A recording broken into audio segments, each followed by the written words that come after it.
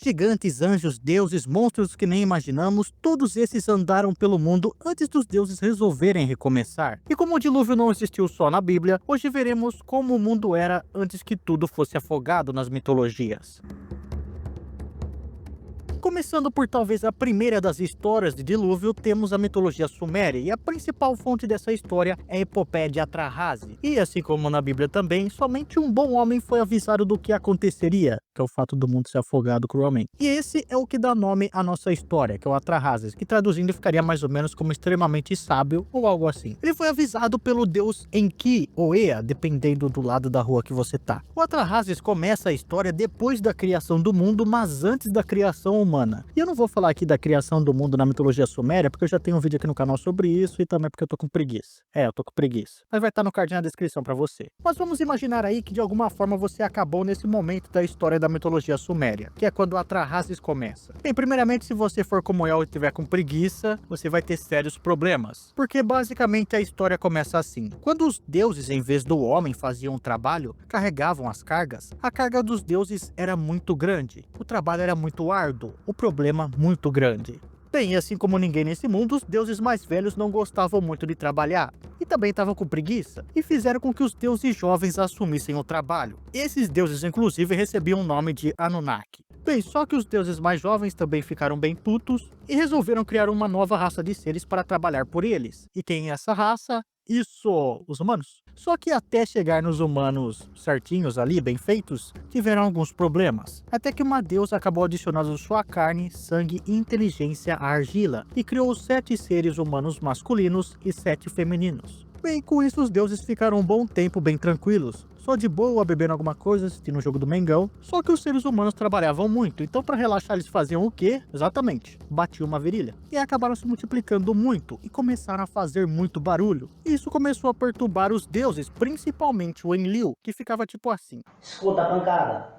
E nisso o Enlil resolveu cortar os humanos pela metade. Primeiro ele enviou uma seca, depois uma peste e depois a fome. Então os humanos que também não aguentavam mais apanhar na vida, vão até o Enki para protegê-los. E até adianta no começo, mas em um certo momento o Enlil convence os outros deuses de que matar os humanos seria a melhor escolha. E nisso todos se juntam para mandar um dilúvio na Terra. Só que o Enki acaba meio que ficando com dó de um de seus servos ali, que era o sábio Atrahaze. Chega para ele e fala que algo muito chato aconteceria com a Terra, né? Que é basicamente a limpeza da raça humana. Bem, então Atrahaze vai lá e faz uma arca e o dilúvio começa. A inundação veio, ninguém conseguia ver mais ninguém, eles não podiam ser reconhecidos na catástrofe. O dilúvio rugiu como um touro, como um asno selvagem gritando, os ventos uivavam, a escuridão era total, não havia sol. E a deusa Nintu, que tinha dado a sua carne e o seu sangue para a criação dos humanos, também ficou muito triste, é claro, porque para ela os humanos eram como filhos.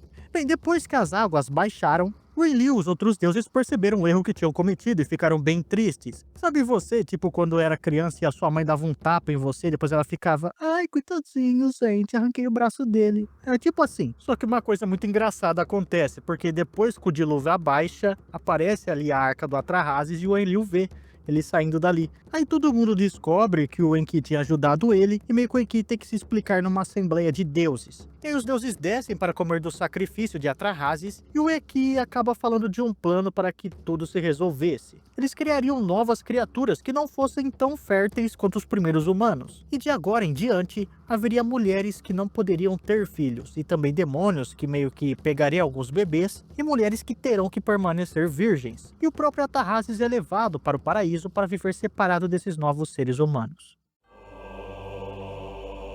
Na mitologia grega tiveram vários dilúvios, só que como eu só achei fontes mais confiáveis sobre o mais famoso deles, que é o do Deucalião e de Pirra, eu vou trazer esse mesmo. E, segundo dizem, o Deucalião e a Pirra viveram na Era de Bronze da humanidade. Aí você me pergunta, mas o que é essa tal Era de Bronze? Acontece que na mitologia grega tiveram várias raças humanas, digamos assim, na Era de Ouro, na Era de Prata e na Era de Bronze. Esse bobear eu acho que teve até mais, é que eu não lembro direito. Entretanto, a Era de Ouro foi na Era de Cronos. Esses seres humanos viviam muito bem, não tinha tristeza, não tinha dor, não tinha fome, viviam em banquetes. E quando essa raça humana morreu, eles viraram espíritos, e aí então os deuses criaram uma nova raça, a chamada Raça de Prata. Não era como a raça dourada, nem em corpo e nem em espírito. Uma criança foi criada ao lado de sua boa mãe por 100 anos, um completo simplório, brincando infantilmente em sua própria casa, mas quando se tornaram adultos e atingiram a plenitude de sua flor, viveram apenas um pouco de tristeza por causa de sua tolice, pois não conseguiram evitar pecar e prejudicar uns aos outros. Nem serviram os imortais, nem sacrificaram nos altares sagrados dos abençoados, como é certo que os homens façam onde quer que habitem. Então Zeus, filho de Cronos, ficou irado e os expulsou, porque eles não queriam honrar os deuses abençoados que vivem no Olimpo. Bem, então se você fosse viver antes do dilúvio na mitologia grega, dependendo da era que você pegasse, você poderia viver muito bem, se fosse no caso da Era Dourada. Na Era de Prata até que não é tão ruim assim também, mas na Era de Bronze as coisas poderiam ficar um pouco sombrias, porque segundo dizem, na Era de Bronze as pessoas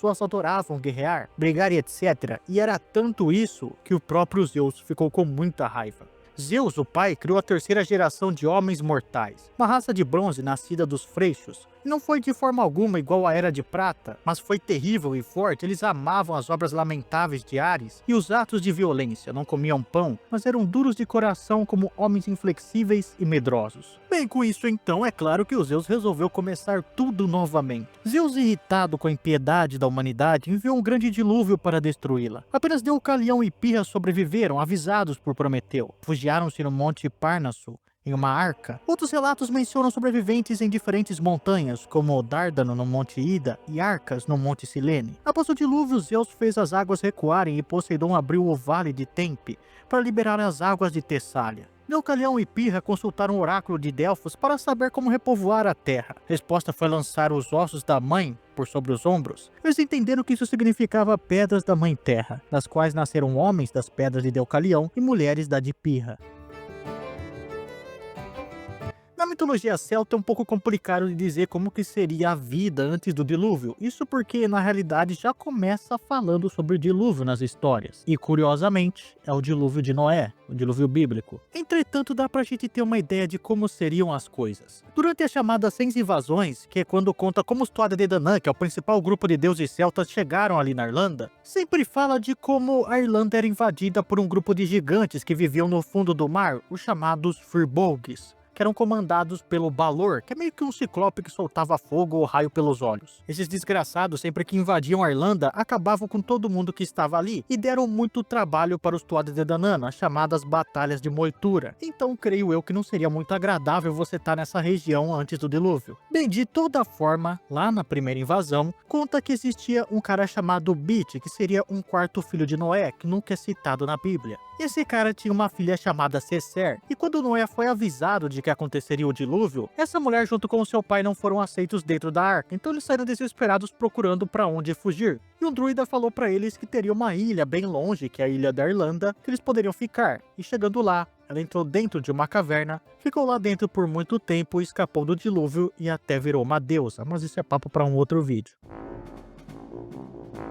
Como lá na China a história e a mitologia acabam se misturando, a história do dilúvio se trata da época do imperador Yao, onde uma inundação catastrófica assolou todo o território chinês, e durante várias gerações, o povo foi forçado a se refugiar em montanhas e em árvores. E para conter essas águas, o Yao designou o Gan, que era o pai do Yu, para que ele tentasse construir alguns diques utilizando um solo mágico chamado Xiran. Só que as tentativas foram uma catástrofe, e o Yu acabou sendo punido por desobedecer os deuses, sendo eventualmente executado ou transformado em uma criatura mítica, dependendo das versões do mito. E após o fracasso de Gun, o Yu foi encarregado de controlar a inundação, e diferente do seu pai, ele adotou uma abordagem mais diferente, mais inovadora. Ao invés de construir barreiras, ele escavou canais para redirecionar as águas para o mar, trabalhando incansavelmente por 13 anos. O Yu percorreu o país abrindo passagens como a lendária Porta de Yu no Rio Amarelo, permitindo o escoamento das águas e a irrigação das terras. E a dedicação dele era tanta que dizem, segundo a lenda, que após o casamento, durante vários anos de trabalho, ele se recusou a entrar em casa e até mesmo passava pela sua esposa dizendo que não podia descansar enquanto o povo sofria com enchentes.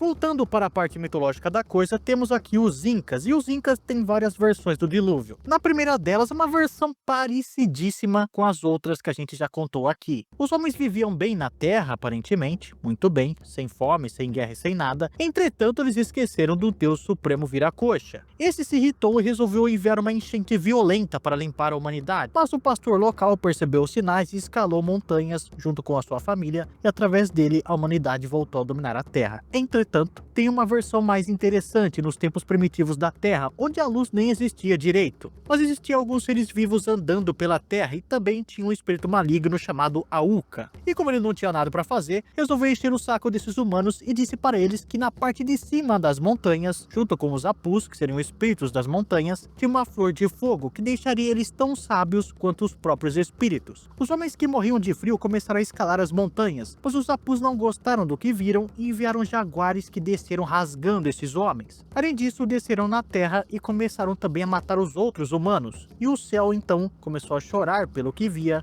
inundando a terra.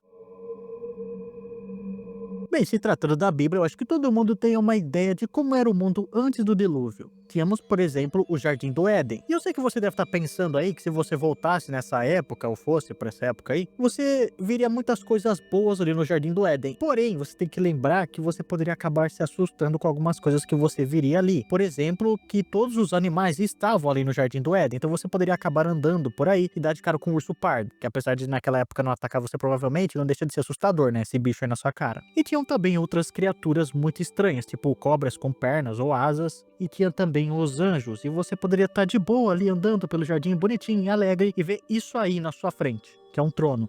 Ou isso aqui, que é um querubim, que é um ser com várias cabeças, com cabeça de animal e de humano e tudo junto. Seria um pouquinho assustador, né? E depois do momento do Jardim do Éden, quando Adão e Eva foram expulsos, se você acabasse ali, você teria muitos problemas, principalmente para comer, porque para caçar, plantar, esse tipo de coisa seria muito complicado, porque o Adão, como ele comeu do fruto, ele sofreu a maldição de ter sempre que viver da terra e de ter muitos problemas com isso. E segundo o livro de Enoque, mais pra frente a gente teria a vinda dos observadores, que eram anjos que se apaixonaram pelas humanas e desceram pra cá para dar uma pimbada. E por causa deles nasceram os gigantes. E os gigantes eram seres monstruosos e comiam tudo que viam pela frente, atacavam a humanidade e até a si mesmo. E por causa deles que teria vindo o dilúvio. Mas por sorte, o Noé acabou sendo avisado e construiu a arca. Bem, na mitologia nórdica, se você nascesse antes do dilúvio, seria bem chato, porque você estaria no Ginnungagap, que foi no primórdio do mundo, que é onde o gelo de Nilfheim e o fogo de Muspelheim acabaram se juntando, e de onde nasceu o Ymir e a Audumbla, por exemplo. E você também conheceria o avô do Odin, que é o Buri, o pai dele, que é o Bor, e ele mesmo e seus irmãos, o Vili e o Ve. E aí você teria que provavelmente também ajudar eles a matarem o Ymir para assim construírem o mundo. E também teria que tomar cuidado, porque a partir do momento que o Ymir morreu, o sangue dele faria acontecer um dilúvio ali. Dilúvio esse, inclusive, que matou vários gigantes, sobrando somente um casal, que é o pai dos Jotuns da mitologia. Já na mitologia maia, que inclusive eu tenho um vídeo aqui no canal contando toda a história dela, você teria que torcer para nascer na geração certa de humanos, porque se fosse nas erradas, você poderia acabar sendo um monte de barro e morrer logo depois de nascer, ou um monte de pó, que é a geração que os deuses erraram na criação dos humanos. E se você nascesse na certa, você seria um humano de madeira, e seria odiado por todo mundo ali, por todos os animais e até pelos deuses, porque esses humanos de madeira faziam muito barulho, por causa das articulações que moviam, e até porque eles não paravam de falar em nenhum momento. E ainda por cima, essa geração de humanos também se esqueceram dos deuses, o que fez com que o Huracan mandasse um dilúvio na Terra. E não é um dilúvio de água não, é um dilúvio de fogo. E assim, a humanidade foi feita novamente, só que dessa vez através do milho. Na mitologia hindu, pelo que dá a entender, o mundo não era tão diferente assim do que é hoje em dia, antes do dilúvio. Já que na mitologia hindu o universo é cíclico, né? Ele começa e acaba. Bem, segundo dizem, na época ali do dilúvio, foi enviado para a Terra um dos avatares do deus Vishnu. O primeiro, inclusive, que era um peixe. E esse peixe acabou sendo cuidado por um monge. E aí, como agradecimento pelo que o monge tinha feito, o Avatar resolveu avisar ele de que aconteceria um dilúvio na Terra e mandou que ele construísse um barco ou uma arca, algo assim. E além de avisar, o deus Vishnu também acabou guiando a embarcação durante todo o dilúvio. E agora eu vou contar pra vocês o dilúvio indígena brasileiro, tá? E como eu não sei exatamente como pronunciar certos nomes, eu já vou me desculpando de início aqui. Bem, esse dilúvio é do Zaraueté. E fica aqui o meu agradecimento que quem me mostrou esse dilúvio aqui foi o Osaus, que é um inscrito aqui do canal. E eu vou deixar o Instagram dele pra vocês seguirem aí na descrição, porque ele faz artes muito boas também. Nos tempos primordiais, antes da dor, do trabalho e da fome, humanos e deuses compartilhavam o mesmo chão. A Terra ainda não era um lugar isolado. Ela era um entre os muitos planos dos cosmos Araueté, uma camada num grande corpo do universo, suspensa entre o mundo subterrâneo e os altos céus de pedra. Naquele tempo não existia plantio, nem colheita, nem o fogo, mas também não havia morte. Era uma existência plena, simples e sem sofrimento. Mas essa harmonia se desfez por causa de um gesto enigmático. Aranhame, uma das grandes divindades, foi insultado por sua esposa, Tadide. O que ela fez permanece envolto em mistério, mas é dito que ela apagou suas pegadas das pedras. Um gesto simbólico de negação, talvez um rompimento da memória da marca sagrada do deus do mundo. Sentindo-se traído, Aranhame não respondeu com palavras. Em vez disso, pegou seu chocalho xamânico, acendeu seu cachimbo e começou a cantar. Enquanto ele entoava seu canto ritual, a pedra sob seus pés e sob os pés de muitos outros seres começou a se elevar. A terra sólida, feita da mesma rocha que forma os morros de Ipixuna, subiu nos céus. Com ele ascenderam seu sobrinho Herredea, Otusmaide, os futuros deuses, seres divinos e entidades de diversas naturezas. Eles formaram os patamares celestes. Primeiro, o céu mais próximo, onde os deuses vivem em casas de pedra, com utensílios de pedras tão maleáveis quanto o barro. Depois o céu vermelho, onde habitam os Iwa-Pidipa, os mais elevados entre os deuses. Mas o que foi elevação para os deuses foi a ruína para os homens. Com a retirada do suporte pétreo que sustentava a terra, o solo ruiu, a terra desabou sob as águas e veio a enchente. Alguns dizem que um rio transbordou, outros que a chuva não cessou.